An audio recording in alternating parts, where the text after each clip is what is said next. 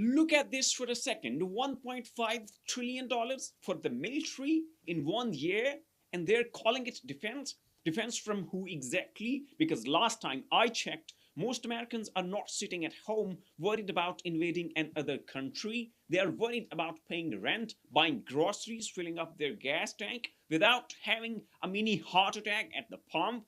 And here's the crazy part, this is the biggest jump in military spending since World War II.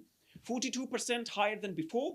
Nobody expected this, and honestly, people should be freaking out about more than they are, because every single dollar going into this machine has to come from somewhere else. That's the part Washington never says out loud. You want 1.5 trillions for missiles, drones, bombs, more operations in the Middle East? Okay, so what gets cut? Healthcare, housing, education, food assistance, programs regular people actually use, the stuff that keeps families alive.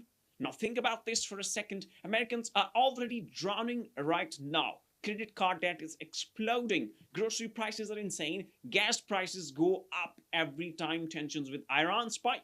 People can barely afford eggs, and these guys are talking about operational readiness and war footing. War footing for who?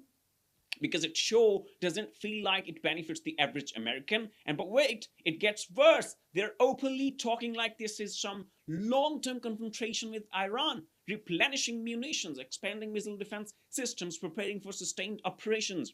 That doesn't sound temporary. That sounds like getting the country up for another endless conflict Americans never asked for. We have seen this movie before. Iraq, Afghanistan, trillions spent, thousands dead. And what did regular Americans get back?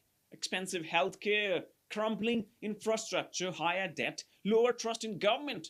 This changes everything because eventually the bill comes due.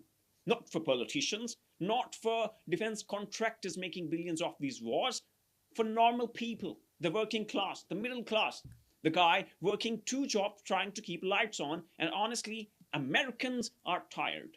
People don't want another war economy. They want affordable living, cheap gas, lower food prices, better health care, safer streets, a future that actually feels stable. But Washington keeps acting like more bombs equal more peace, and you can already see the panic starting.